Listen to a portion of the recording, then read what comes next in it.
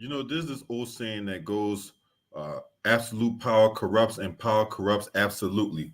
And last night I told you that they was going to unseal the document, which includes an indictment for um, officer turned mayor Eric Adams.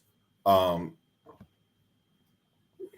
I laid out some of the items last night in a general format, and in this round, we're going to read off word for word this unsealed indictment. It's a doozy, so I suggest you get your popcorn ready, and we're going to get right to it. So no need to waste any more time. So in 2014, Eric Adams, the defendant, became Brooklyn Borough president. Therefore, for nearly a decade, Adams sought and accepted improper value benefits such as luxury international travel, including from wealthy foreign business people and at least one Turkish government official seen to gain influence over him. By 2018, Adams, who had then made his plans known to run for mayor in New York City, not only accepted but sought illegal campaign contributions to his 2021 mayoral campaign, as well as other things of value from foreign nationals. As Adams' prominence and power grew, his foreign national benefactors sought to cash in on their corrupt relationships with him, particularly when 2021 it became clear that Adams would become New York City's mayor. Adams agreed, provided favorable treatment in exchange for the illicit benefits he received. After his inauguration as mayor in New York City, Adams soon began preparing for his next election, including by planning to solicit more illegal contributions and granting requests from those who supported his 2021 mayoral campaign with such donations. The defendant sought and accepted illegal contributions in the form of nominee or straw contributions, meaning that the true contributors conveyed their money through nominal donors who falsely certified that they were contributing their own money.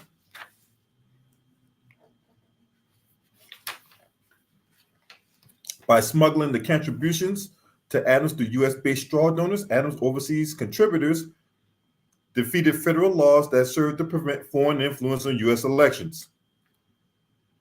Wealthy individuals evaded laws designed to limit their power over elected officials by restricting the amount any one person can donate to a candidate, and that amount is $2,900.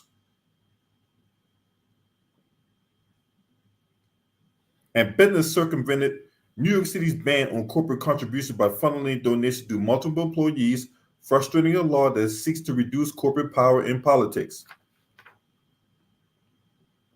Adams increased his fundraising by accepting these concealed illegal donations at the cost of giving his secret patrons the undue influence over him that the law tries to prevent. So I don't want to hear nothing from no Democrats talking about how the Republicans are corrupt when you got a textbook corrupt individual right here. This dude is bought and paid for. What's up, y'all? I see y'all in the building. Hit that like button, support the channel. If you want to donate, there's the Cash App, there's the PayPal. We're going to continue on. The defendant compounded his gains from straw contributions by using them to defraud New York City and steal public funds. New York City has a matching funds program that matches small dollar contributions from individual city residents with up to 8 times the amount in public funds to give New Yorkers a greater voice in elections. Adams' campaigns applied for matching funds based on known straw donations, fraudulently obtaining as much as $2,000 in public funds for each illegal contribution. Adams and those working at his direction falsely certified compliance with applicable campaign finance regulations despite Adams' repeated acceptance of straw donations, relying on the concealed nature of these illegal contributions that falsely portray his campaigns as law-abiding. As a result of these false certifications, Mayor's 2021 mayoral campaign received more than $10 million in public funds. The defendant also sought and received other improper benefits from some of the same co-conspirators who funneled straw donations to his campaign. In particular, a senior official in the Turkish diplomatic establishment who facilitated many straw donations to Adams also arranged for Adams and his companions to receive free or discounted travel on Turkey's national airline, which is owned in significant part by the Turkish government, to destinations included France, China, Sri Lanka, India, Hungary, and Turkey itself. The Turkish official and other Turkish nationals further arranged for Adams and his companions to receive, amongst other things, free rooms at opulent hotels, free meals at high-end restaurants, and free luxurious entertainment while in Turkey. So this free entertainment while in Turkey, this have to be some of them Turkish dancers that do the little belly dance and all that, huh? Is that part of the entertainment? Hey, and some of them free hotel rooms you were getting when you being like a freakily, huh? When you get some of them Turkish belly dancers that do the belly dance on your cock, huh? Anyway, the defendant and others working in his direction repeatedly took steps to seal his solicitation and acceptance of these benefits from public scrutiny. Adams did not disclose the travel benefits he had obtained in annual financial disclosures he was required to file as a New York City employee. Sometimes Adams agreed to pay a nominal fee to create acceptance for having paid travel that was, in fact, heavily discounted. Other times, Adams created and instructed others to create fake paper trails, falsely suggesting that he had paid or planned to pay for travel benefits that were actually free. And Adams deleted messages with others involved in his misconduct, including in one instance assuring a co-conspirator and writing that he always deleted her messages. This thing is crazy. Crazy. You tried to cover your tracks, knowing you wrong. Knowing you doing wrong, you trying to cover your tracks. Boy, I tell you. In September 2021, the Turkish official told Eric Adams, the defendant, that it was his turn to repay the Turkish official by pressuring the New York City Fire Department to facilitate the opening of a new Turkish consulate building, a 36-story skyscraper without a fire inspection, in time for a high-profile visit by a Turkish president. At the time, the building would have failed an FDNY inspection. That's why I talked about those two fire chiefs last night in the video I did and how they're caught up in this nonsense. In exchange for free travel and other travel-related bribes in 2021 and 2022 arranged by the Turkish official, Adams did as instructed. Yeah, because you're bought and paid for. Because of Adams' pressure on the FDNY official responsible for the FDNY's assessment of the skyscraper's fire safety was told that he would lose his job if he failed to acquiesce, and after Adams intervened, the skyscraper opened as requested by the Turkish official. The New York City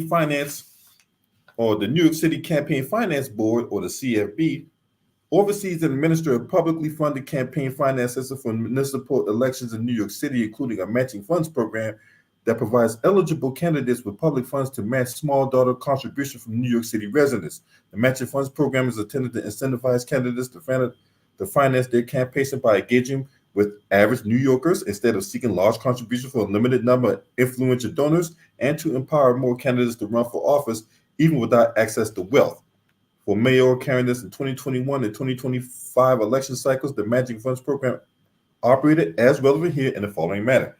Candidates that collected a minimum number of contributions or raised the minimum number of qualifying contributions from New York City residents were eligible to opt into the matching funds program. Candidates that opted into the matching funds program were required to file a signed and notarized certification attesting, amongst other things, that they understood that they were responsible for reading, understanding, and complying with and ensuring their campaign compliance with various statutes and rules, that submitting fraudulent claims for matching funds or otherwise furnishing false information to the CFB would constitute a fundamental breach of the obligations affirmed as part of the certification, and that in the event of such a breach, they would be ineligible to receive additional matching funds and would be required to return all matching funds previously received. The matching funds program will provide up to $8 in matching funds for each dollar of eligible contributions up to $250 from New York City residents. In other words, for each matching eligible contribution of at least $250, a participating candidate will collect up to $2,000 in matching funds. The matching funds program will provide up to $12,952,888 in matching funds for qualifying mayoral candidates during the primary and general elections in 2021 election cycle, and up to $14,101,334 in matching funds for qualifying mayoral candidates during the general and primary elections of the 2025 election cycle. as certain kinds of contributions were prohibited entirely, including straw contributions, contributions from a person who was not a United States citizen or a lawful permanent resident of the United States, contributions from foreign entities and organizations, contributions from corporations, contributions that were made, received, solicited, or otherwise obtained in violation of any local, state, or federal law. So basically, you couldn't commit money laundering and try to use that to make these contributions. Okay. Now, through the CFB or the Campaign Finance Handbook, it informed candidates that and the staff that straw contributions were not only prohibited but illegal. Now, candidates that opted into this program were required to regularly submit to the CFB disclosure statements that, amongst other things, identified all contributions received during a particular reporting period, regardless of whether those contributions were eligible for matching funds.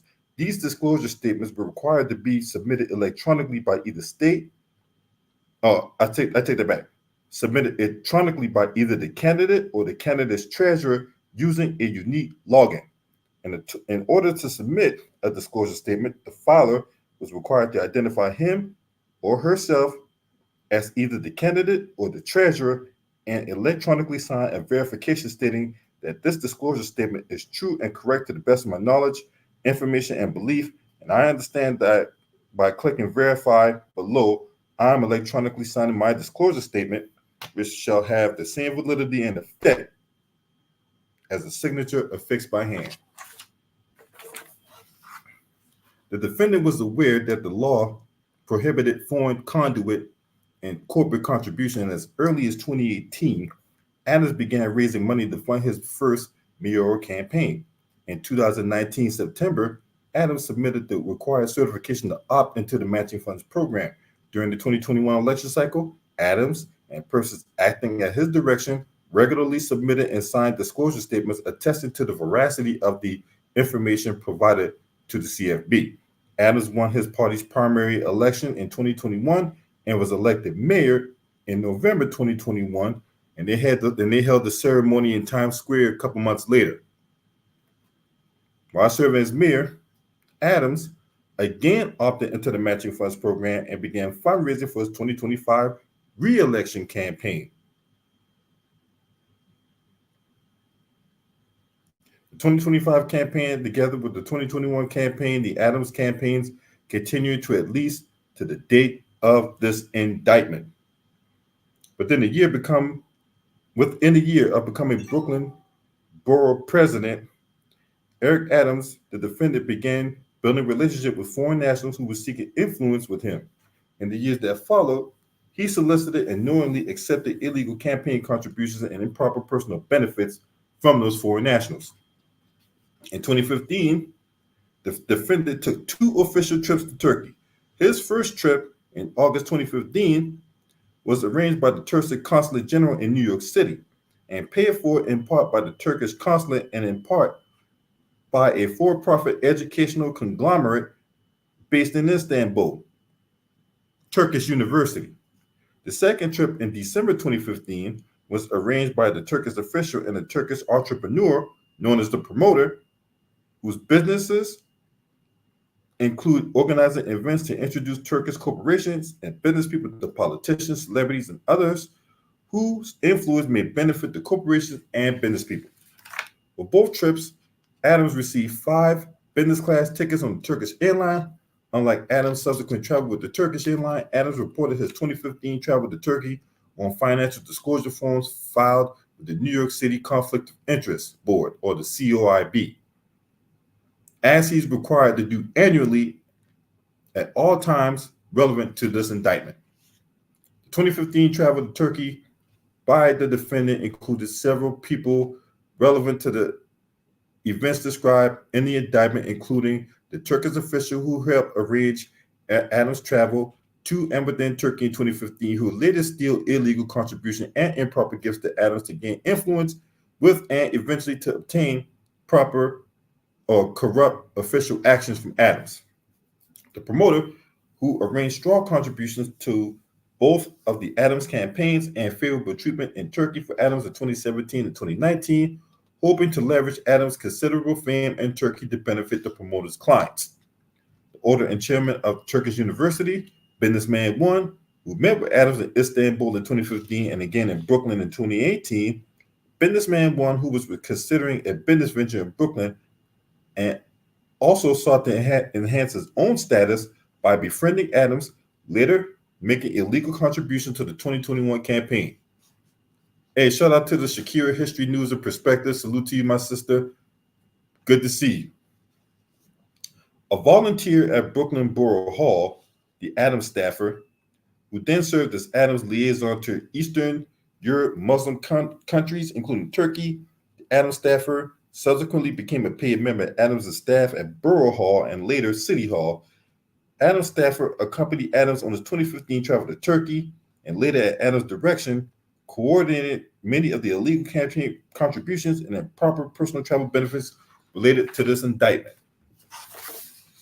A wealthy Turkish businesswoman who later gave Adams multiple free or steeply discounted stays in a luxurious hotel she owned and organized contributions to the 2021 campaign. Hey, so these affluent and plush 5-star hotels you were staying in, Eric Adams, I asked you again, those belly dances that you was looking at for entertainment, did you bring one of those belly dances back to your room?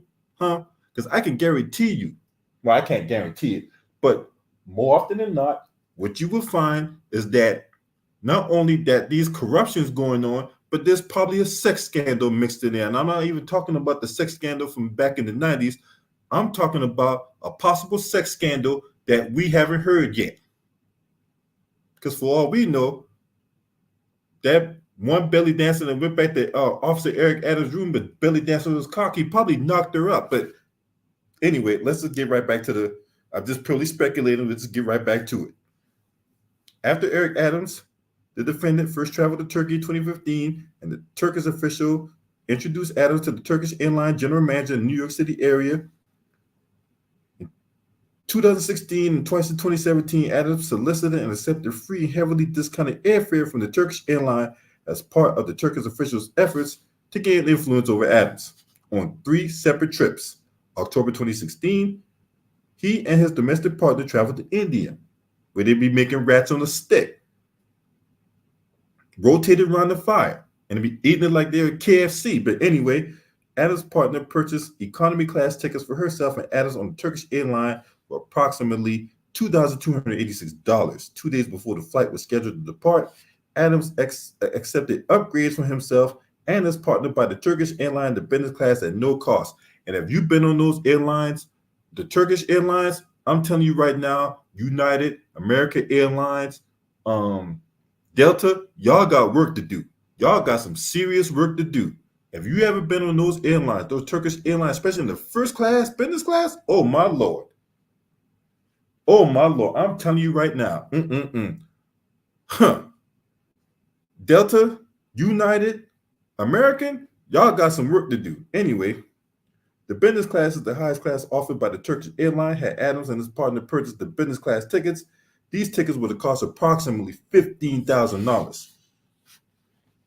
In July and August 2017, Adams, close relative of Adams, and a member of the Adams staff who would serve as Adams' liaison to the Asian American communities in New York City, traveled to Nice, France, Istanbul, Turkey, Colombo, Sri Lanka, and Beijing, China. What you doing in China? Adams accepted free business class tickets from the Turkish airline worth more than $35,000 in total for himself and his companions. In October 2017, Adams and the Adams liaison traveled to Nepal through Istanbul and Beijing. What you doing in Nepal? What you doing out there? You being corrupt out there too? Lord have mercy. He accepted free business class tickets from the Turkish Airlines for himself and the Adams liaison for the flights from New York to Istanbul and Istanbul to Beijing, and for the corresponding flights worth more than $16,000. Because of the Turkish airline provided free travel benefits worth tens of thousands of dollars to Adams, the defendant, he flew the Turkish airline even when doing so was otherwise inconvenient. For example, during the July and August 2017 trip, Adams' partner was surprised to learn that Adams was in Turkey when she had understood for him to be flying from New York to France. Adams responded in the text message, transferring here, first stop is always Istanbul. When Adams' partner later inquired about planning a trip to Easter Island, Chile, Adams repeatedly asked whether the Turkish airline could be used for their flights, requiring her to call the Turkish Airlines to confirm that they did not have routes between New York and Chile. What you doing in Chile? You want them secret passport bros in it. What you doing in Chile? Oh, my Lord. What in the hell are you doing in Chile? Adams, the defendant, also accepted valuable travel and hospitality benefits for himself and his companions during their time in Turkey. For example, during the stay in Istanbul during the July and August 2017 trip, Adams, the Adams relative, and the Adams liaison accepted a heavily discounted stay at the St. Regis Istanbul, arranged by the promoter. What you doing at the St. Regis? And at that time, the St. Regis was being converted to the Marriott because if y'all familiar with, St. Regis, the W, West End, Sheraton, all those hotels, they were under the Starwood franchise. Marriott had just bought them out like the year before. So at that time, the St. Regis and all those hotels were being converted from Starwood to Marriott. Anyway,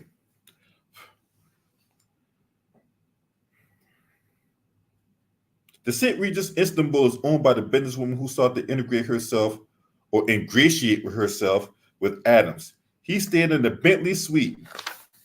Lord have mercy. I wish I could show you all these pictures of the suites he stayed in because it is Boy, I bet he was in there making the room stank. Hey, was Diddy with y'all at that during that time? I'm just asking a question, you know what I'm saying? Not saying it's related. I'm just throwing it out there. Was Diddy with y'all at these parties out there in Istanbul? He was like, take that, and they was out there belly dancing to what's one of Diddy's songs? What's one of Diddy's popular songs? I need a girl to ride with me. I need a girl in my life. Right? And they was out there doing that belly dancing, huh? Hey, and you know what, Officer Adams, you an Indian giver. You an Indian giver. How you gonna give goddamn on Diddy the keys to the city, and then when he get his button to crack, he gets arrested. You ask for the damn keys back, knowing you corrupt too. Boy, I tell you.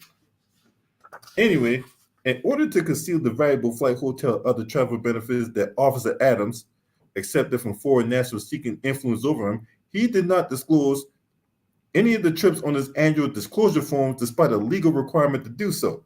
By law, certain New York City elected officials and candidates for elected office are required to file annual reports with the COIB. And remember, that is the Conflict of Interest Board, disclosing the financial information and outside positions and interests, as well as those of their spouses, domestic partners, and unemancipated children. The purpose of the annual disclosure law is to provide transparency to ensure there are no prohibited conflicts of interest between public servants, official duties, and their private interests. At all times related to this indictment, Adams was an elected New York City official required to file annual disclosure forms with the COIB. 2016-2017 COIB annual financial or annual disclosure forms.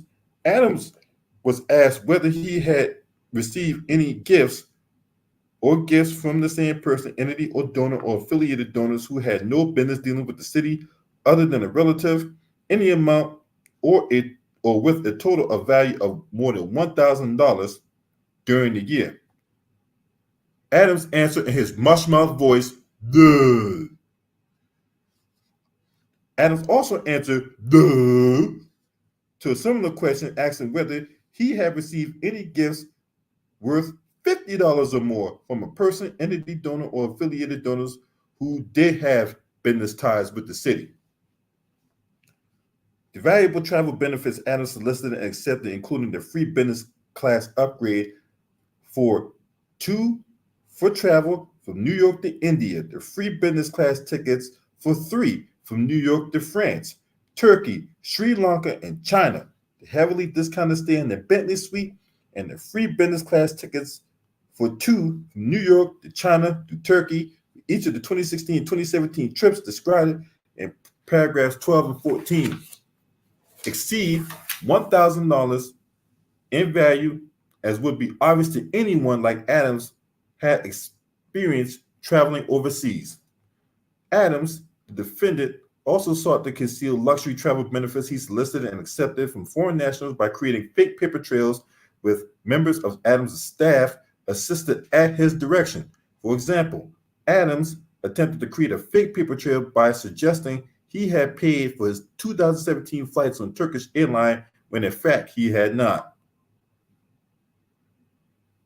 As Brooklyn Borough's president, Adams employed a scheduler who managed his appointments, meetings, and other official events. Despite her status as a New York City employee, the Adams scheduler was also used by Adams to perform personal tasks for him, such as collecting rent at a Brooklyn property he owned. Adams also assigned this Adams staff scheduler to pay various personal expenses for him, after which Adams would reimburse the scheduler in cash. Yeah, that's to stop the paper trail, right? What else you doing with this scheduler?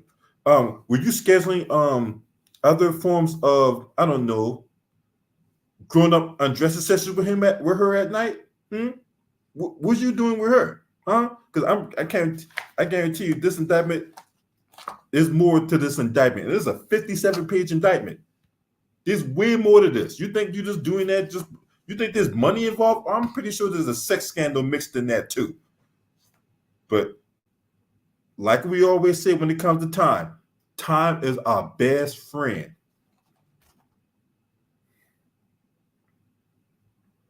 2017, Adams sent a series of emails to Adams' scheduler directing the Adams scheduler to pay for free 2017 flights he and his companions had already taken on the Turkish airline.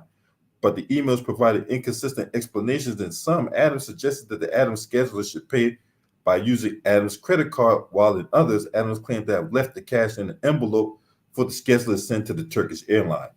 For example, on November 25th, 2017, Adams sent an email to the Adams scheduler saying that with respect to the July trip, meaning the July and August 2017 trip on the Turkish airline, I left you the money for the international airline in the envelope in your top desk drawer. Please send it to them. Given the cost of the international business class tickets for Adams alone, Adams' email suggested that he left at a minimum well over $10,000 in the Adams scheduler desk drawer to send to the Turkish airline as payment for flights taken months earlier. He did not do that, as records from the Turkish airline confirmed that Adams did not pay the airline in cash or otherwise because the tickets were complimentary. In return for the travel benefits, Turkish officials arranged or provided in or around 2015-2016, the defendant granted a political request from the Turkish official. Now, prior to his 2015 travel to Turkey, which Adams knew had disclosed the COIB had been funded by other entities, the Turkish consulate, the Turkish airline, 3 separate municipalities of Turkey. Adams had maintained a relationship with the Turkish Community Center in Brooklyn. In or about 2016, the Turkish official told Adams that the community center was affiliated with a Turkish political movement that was hostile to Turkey's government, and that if Adams wished to continue receiving support from the Turkish government, Adams could no longer associate with that community center, and Adams acquiesced because he is about paid for bootleg.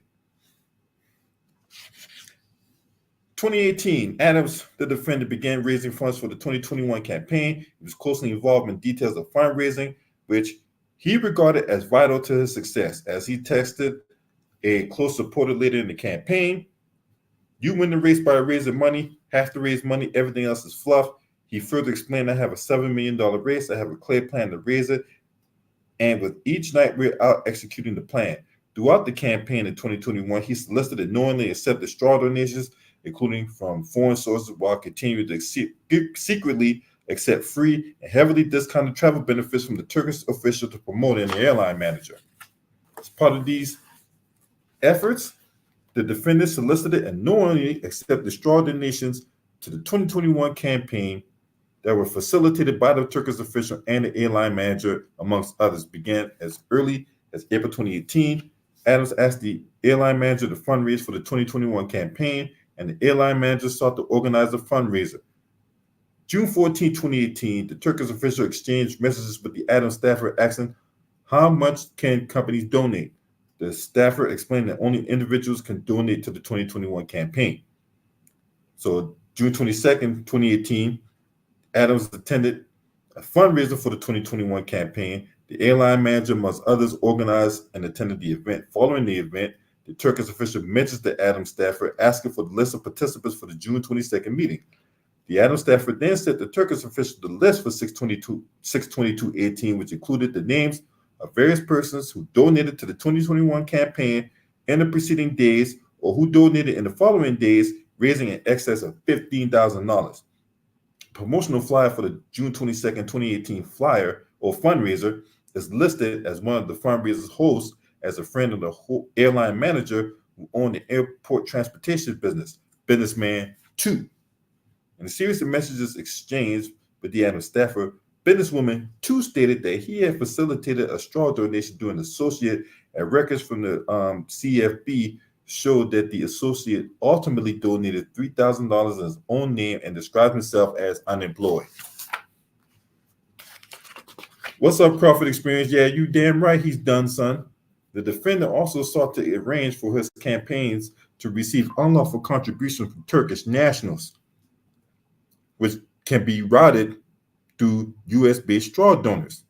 That same day, as the fundraising just described, the Adams staffer and the promoter discussed by text message possible trips by Adams to Turkey. The promoter stated in part, fundraising in Turkey is not legal, but I think you can raise money for your campaign off the record. The staffer inquired how much that Adams will declare that money here.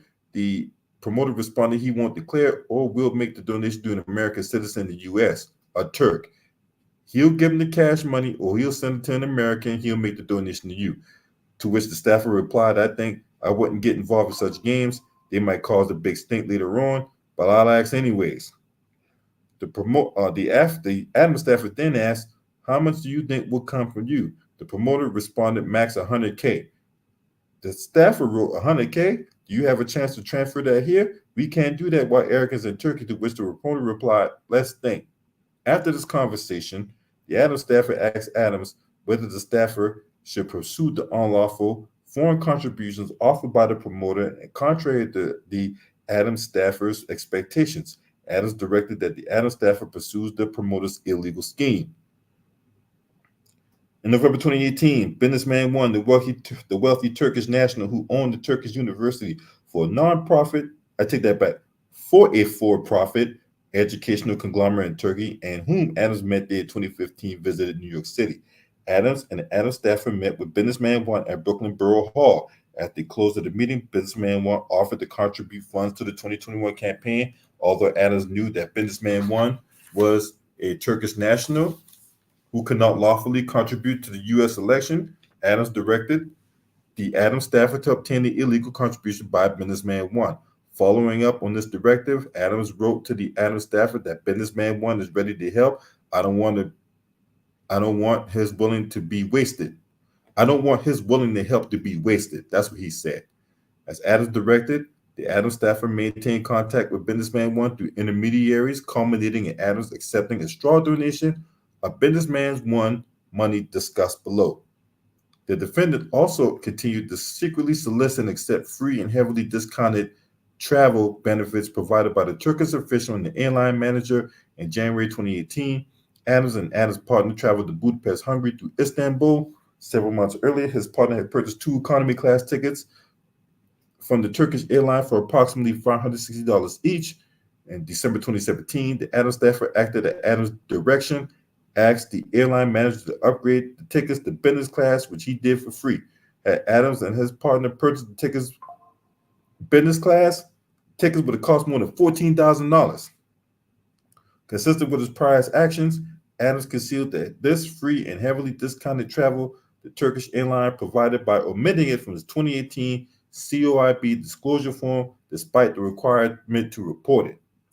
In January 2019, Eric Adams, the defendant, and a business partner traveled to Turkey Jordan and Oman with the assistance of the promoter, because Adams made his travel arrangement through the promoter and not through the airline manager. The airline manager did not upgrade Adams' economy class tickets on the Turkish airline, instead arranging a full upgrade only for Adams' partner.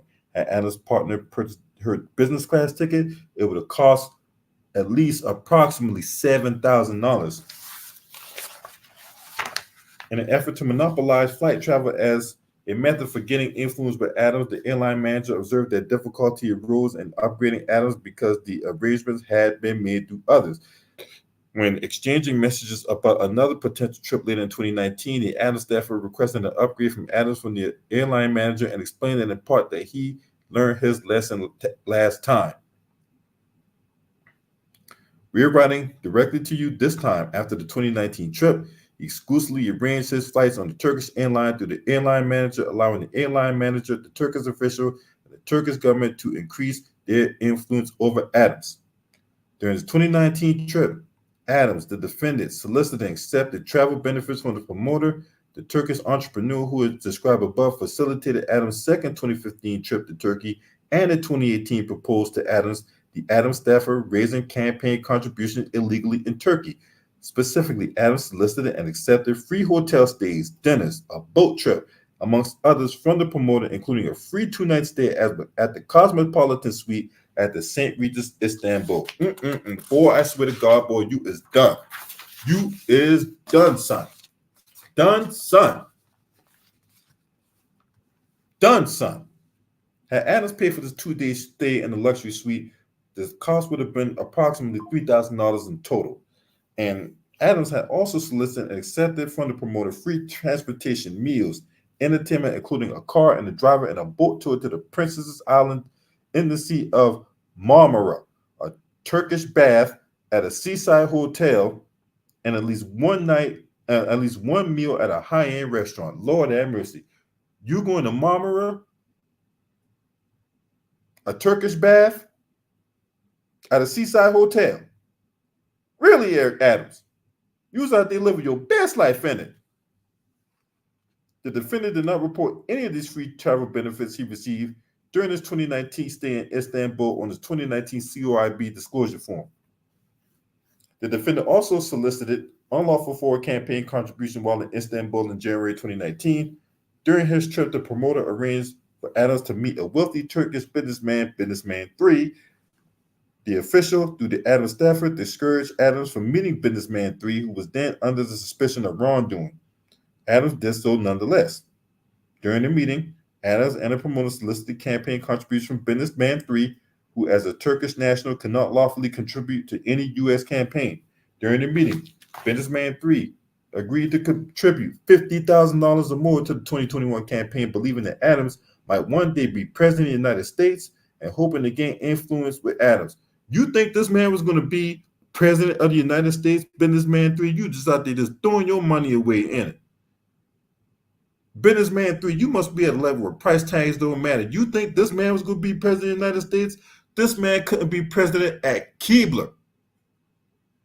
He couldn't be the goddamn on regional manager at Dunkin' Donuts or at Krispy Kreme Donuts. You thought this man, oh Lord, you thought this man was going to become president? Mushmouth? Eric Adams, president of the United States. Lord have mercy. Look, I got a better chance of beating Halle Berry, and I'm going Raw first night, okay, than Eric Adams got any chance to become president of the United States. I trust her too. I trust Halle Berry. Raw first night. Anyway, Lord have mercy. Wow. That's a lot right there. That is a lot to ingest. All right. Anyway, let's continue on. In subsequent messages, the promoter and Adams staffer discussed how to funnel Businessman 3's planned contributions to the 2021 campaign through U.S. straw donors. Before any of the discussed straw donations could occur, however, Businessman 3's legal troubles in Turkey and the United States became more public. Adams declined to meet with Businessman 3 when Businessman 3 later visited New York, and Businessman 3 did not ultimately contribute to the 2021 campaign. Businessman 3 was not the only wealthy Turkish national from whom Eric Adams, the defendant, sought illegal campaign contributions. Also in January 2019, Adams continued to seek the illegal foreign contribution promised by businessman 1, Turkish University, telling the Adams staffer in the text message to confirm businessman 1 continued willingness to support the 2021 campaign. Eric Adams, the defendant, continued to conceal the benefits he received from foreign nationals seeking to gain influence over him. Adams did not report any of the 2019 gifts he received from the airline manager or the promoter on his annual disclosure form. In addition, in March 2019, while exchanging text messages to plan another possible trip to Turkey to which the airline manager would then arrange travel for Adams, the Adams staffer texted Adams, "To be safe, to be on the safe side, please delete all messages you send me." Adams responded, "Always do." 2020, Eric Adams, the defendant, solicited and received straw donations from a businessman who operated a construction company in New York City area. Businessman 4. Although businessman 4 was not part of New York's Turkish community, his contribution was sought and made for similar reasons to the many Turkish nationals and Turkish Americans whom the Turkish officials and the promoter induced to make illegal contributions to the 2021 campaign. Businessman 4 was a prominent member of a different ethnic community in New York City. He was told by Adams' representative that straw contributions would increase businessman 4's influence and the standing of his community with Adams. In December 2020, 2 volunteers of the campaign who later became employees at Adams at City Hall, Adams employee 1, Adams employee 2, and together the Adams employees asked businessman 4 to contribute $10,000 to the 2021 campaign. The Adams employees were liaisons to businessman 4 community, playing roles similar to the Adams staffer in the Turkish community. The Adams employees told businessman 4, amongst other things, that donated $10,000 would give businessman 4 influence with Adams, which would help businessman 4's business interests and his community when Adams became mayor, and that getting such influence with Adams would be more expensive at a later date. Businessman 4 agreed to contribute, offered to write a $10,000 check from his company's bank account. The Adams employees informed businessman 4 that he could not donate through his corporate account. Businessman 4 then offered to write a $10,000 check from his personal bank account. The Adams employees informed businessman 4 that he could not donate more than $2,000. The Adams employees then explained that businessman 4 should instead direct his employees to contribute to the 2021 campaign, then reimburse the employees. So that's different, because I thought it was $3,000. Maybe for New York it's $2,000, but I know for federal is you can't donate more than $3,000. But anyway, small potatoes with this man's corruption. Now look, Eric Adams, right? You're done, son. All right. You got people flipping on you to keep their own asses out of jail, and they just telling your story at your expense. You're done. You got to resign. There's no way you can come back from this. This level of detail, you're done, son. Businessman 4 followed the Adams employees' directions. Businessman 4 personally contributed $22,000 to the 2021 campaign and reimbursed 4 of his employees for the $2,000 contributions to the 2021 campaign. The businessman 4 and his employees made these contributions at a fundraiser that Adams personally attended, which was held at businessman 4 offices. The 2021 campaign requested and received matching funds for these straw donations. After he was elected mayor, businessman 4 sought to benefit from this influence with Adams, that the Adams employees and assured businessman 4 would result from the straw contributions. Amongst other things, businessman 4 sought assistance from Adams and the Adams employees with the raging events celebrating from the national heritage of businessman 4's ethnic community, and Adams and the Adams employees worked with businessman 4 to arrange such events with city sponsorship. Businessman 4 also received assistance from resolving issues with the New York City Department of Buildings, or New York City's Department of Buildings, including Adams himself. On February 5th, 2023, businessman 4 sent a text message to Adams saying, amongst other things, "I always supported you," but that businessman 4 was having a hard time with the New York City Department of Buildings getting a stop work order lifted, and that although Adams' staff had assisted, we reached a certain limit that you can only lift. Adams responded, "Let me look into this."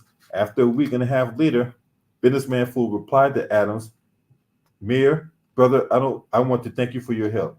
The DOB issued partially resolved, and they promise to expedite the process. Thank you. You have my continued support. The defendant accepted support from Turkish officials throughout the 2021 campaign, and the Turkish official repeatedly informed Adams that he was providing their support. When a fundraising effort organized or facilitated by the Turkish official failed to raise the amount of funds that the Turkish official had promised Adams, the Turkish official told Adams and the Adams staffer that he would close the gap by obtaining sufficient funds from other sources to reach the promised amount. In May 2021, the defendant sought and accepted straw donation from another businessman, Businessman 5, who operated another construction company in the New York City area. Businessman 5 is a prominent member of the New York City's Turkish community and made these donations at the behest of the Turkish official. In January 2021, the Turkish official messaged Adams staffer asking for a meeting with Adams. And the Turkish official and the Adams staffer then exchanged the following messages. Hey, so this is the Adams staffer. What would the topic be? The Turkish official, the election, that's what. To which the staffer replied, okay. To which the Turkish official replied, November 2nd, 2021. That's the day of the mayoral election. To which the Adams staffer replied his favorite topic. The Turkish official then replies, Turkish community, support to him. What we can do, let's talk. To which the Adams staffer says, okay. The Turkish official, the airline manager, the Adams staffer, and the lead fundraiser of the 2021 campaign met at a restaurant for dinner on Valentine's Day, 2021. And on February 15th, that's National Side Chick Day. But at this dinner, the Turkish official committed to support the 2021 campaign.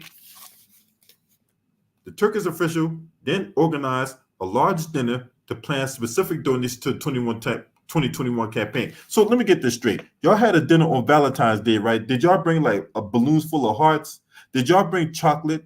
Did y'all bring, those Turkish candies or whatever like that get people horny and all that? Huh? What was this dinner consist of, right? I'm just curious. What y'all had for dinner? The official then organized a larger dinner to plan specific donations to the 2021 campaign. Businessman 5, the Turkish official Adams, and the Adams fundraiser and the Adams staffer attended that dinner, which occurred on April 2nd. At the dinner, Adams explained that the Matching Funds program has solicited contributions from Businessman 5. The Turkish official told Adams, we are supporting you. After the dinner on April 2nd, 2021, Businessman 5 worked with the Turkish official, the Adams fundraiser, the Adams staff, amongst others, to plan a fundraiser for Adams. Businessman 5 attempted to recruit others in the construction industry and the Turkish community, writing in part that this may feel like swimming against the current, but unfortunately, this is how things work in this country. The days before the scheduled fundraiser, the Turkish official sent Businessman 5 at least one check, and Businessman 5 sent the Turkish official a message confirming, as for now, the checks reach us are $17,000.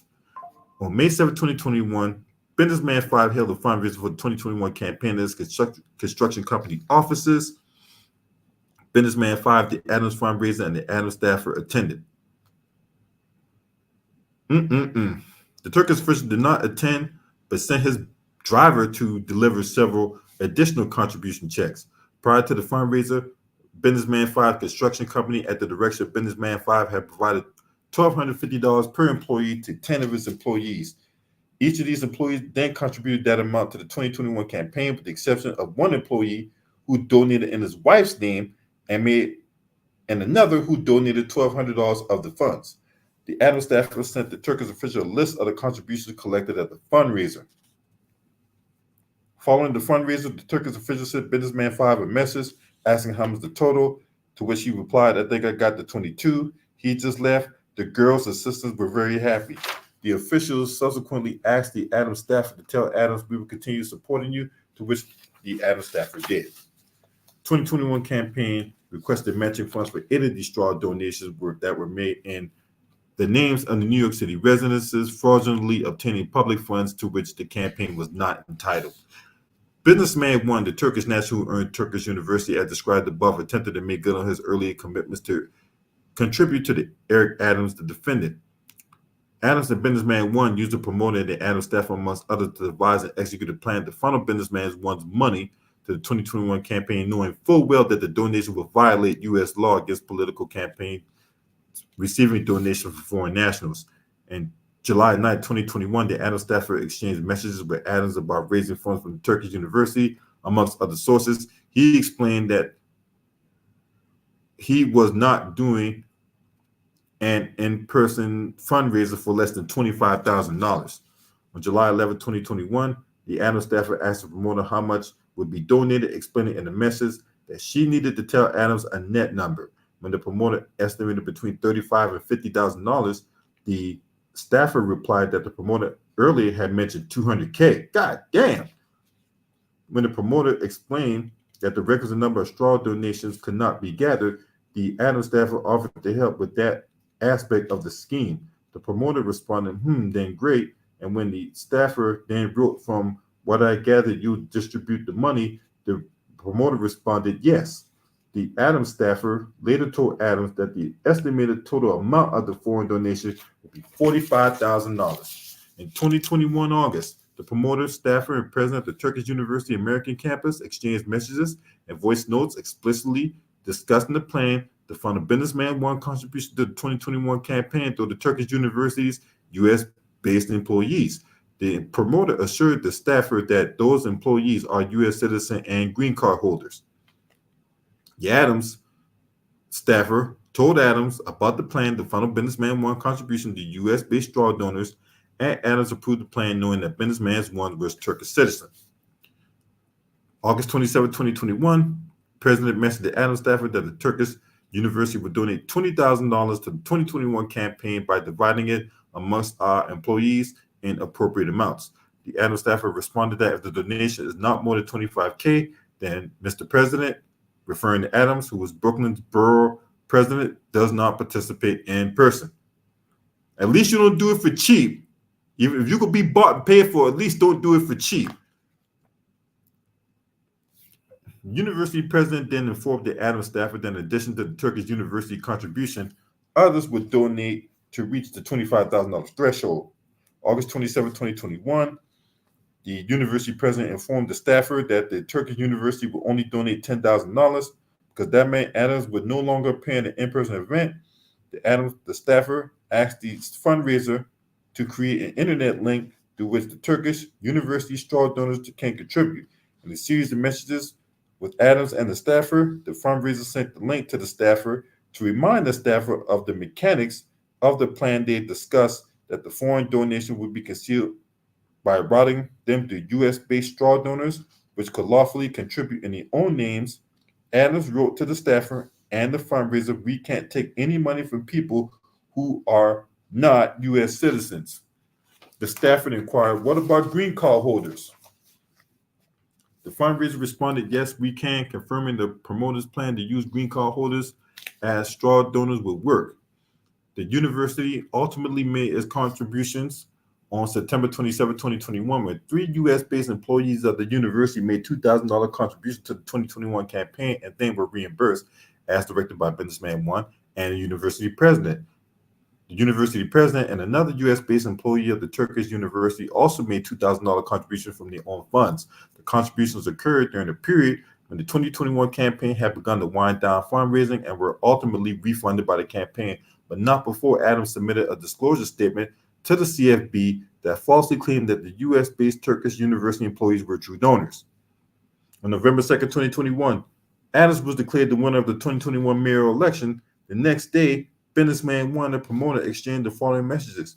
Promoter, "Good morning. The president is our brother from now on, sir."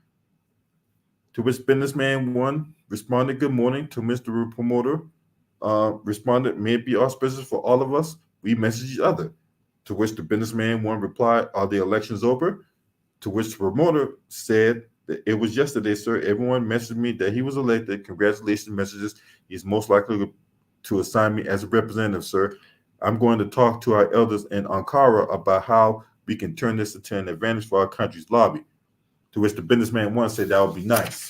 The promoter also celebrated Adams' prospects with additional people telling others, including Adams himself, that Adams would soon be president of the United States. Ha!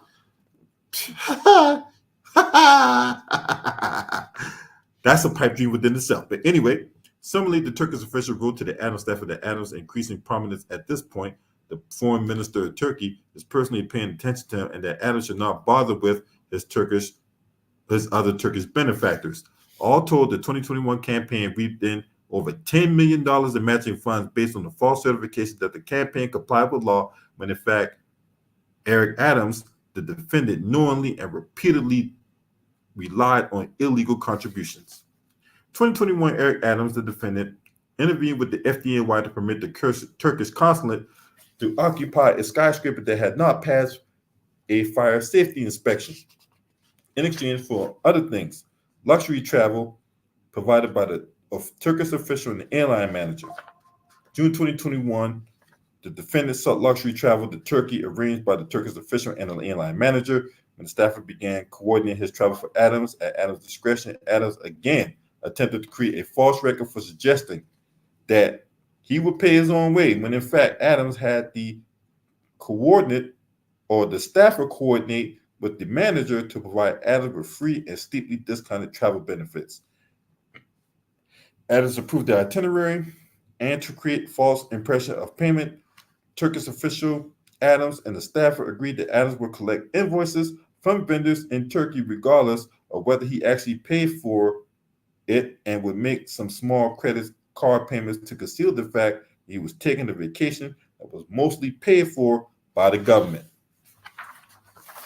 I tell you, June 22nd, 2021, Adams, through the staffer, requested that the airline manager book flights to Istanbul for Adams in order to conceal the favorable treatment. The staffer requested that the airline manager charge Adams what would appear to be a quote-unquote real price.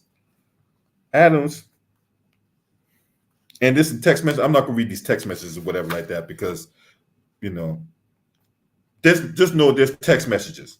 Adams paid approximately $1,100 for each round-trip economy tickets on the Turkish airline for himself and Adams' partner, which was immediately upgraded to business class at no cost.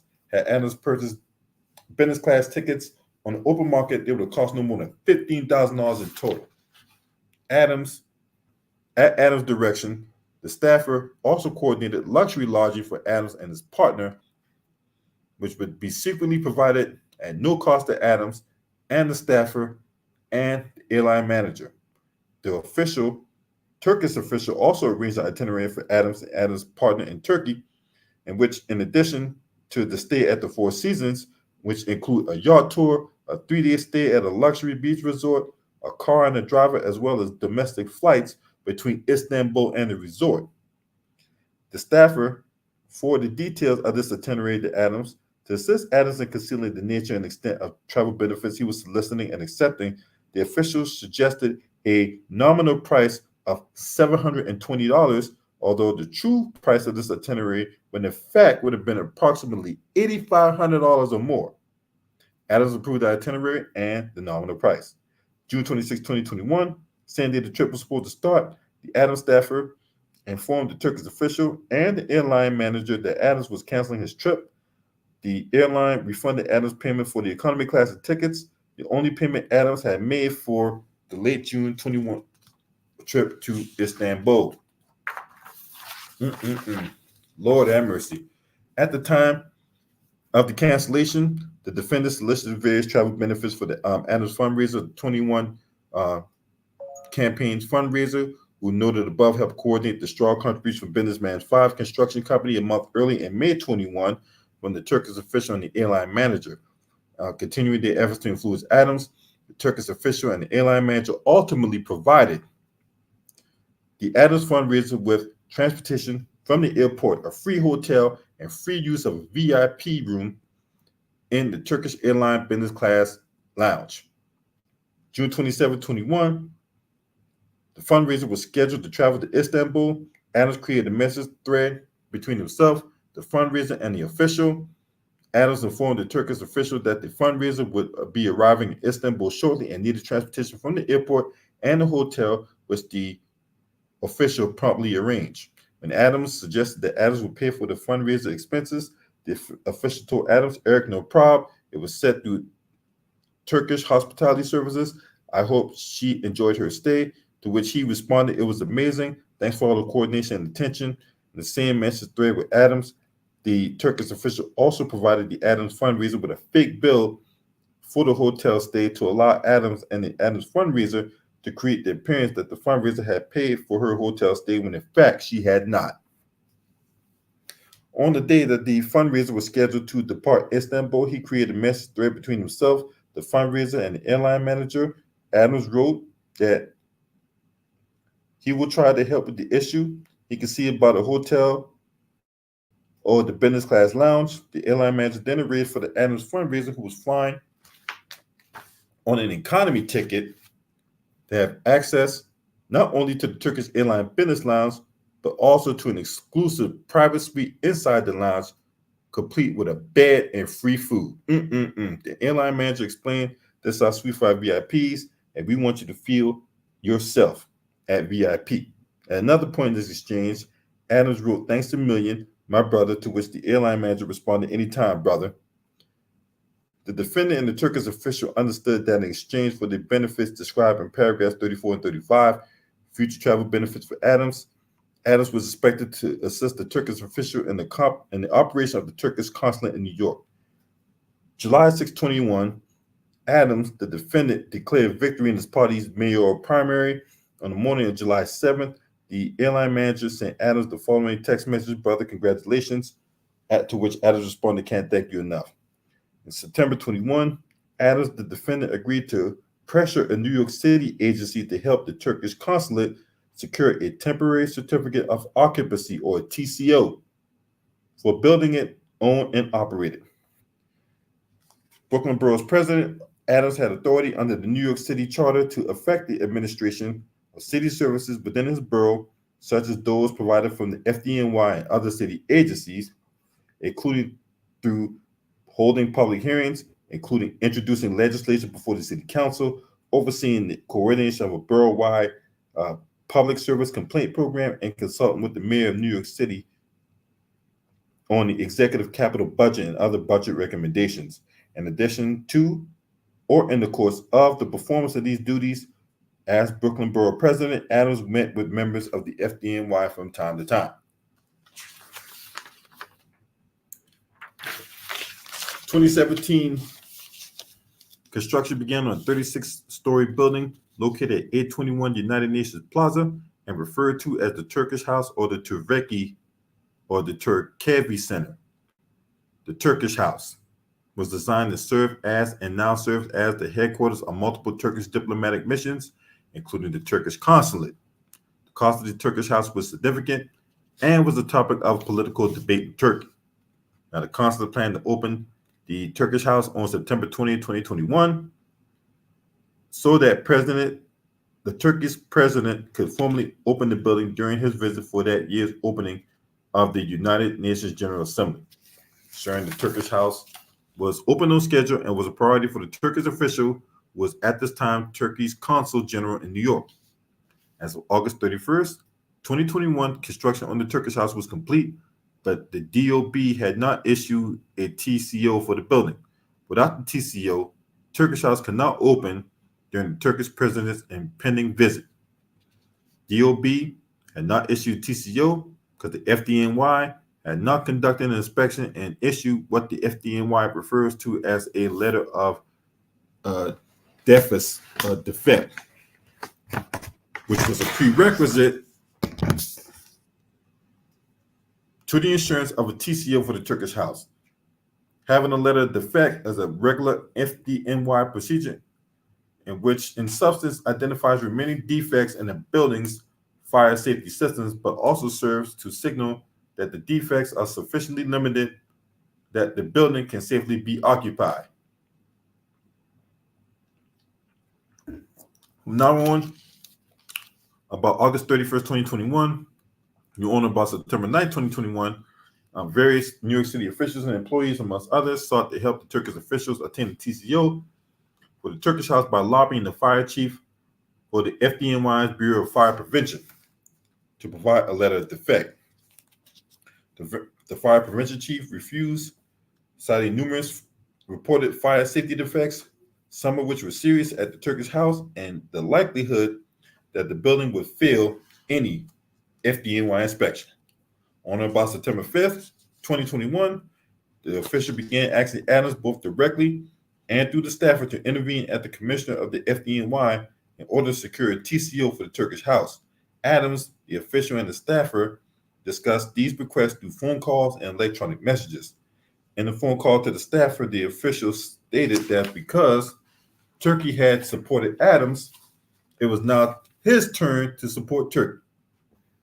The staffer relayed his message to Adams, and then Adams responded, "I know." September 6, 2021, Adams messaged the Adams staffer that he would contact the commissioner. On September 7, 2021, Adams messaged the staffer that he had scheduled a call with the commissioner later that day. On September 8, 2021, Adams messaged the commissioner asking him to call Adams.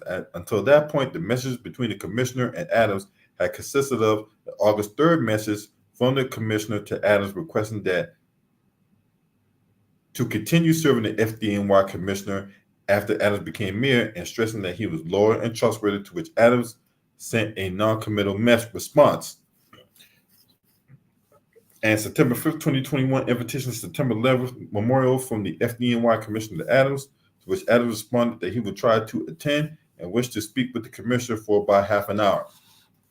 September 8th, 21, Adams messaged the commissioner stating in part that they would need a letter to effect from FDNY to DOB. They know they have some issues, but are, according to them, with the letter to DOB, will give to the TCO. The FDNY commissioner responded, "We'll get on it tomorrow." Through the staffer, Adams assured the Turkish official, "Don't worry, we're on top of this." September 9th of 21, after a contractor working for the Turkish consulate sent the FDNY a letter describing the status of the Turkish house fire alarm system, an FDNY employee was with the responsibility for inspecting the system sent the prevention fire chief the following email.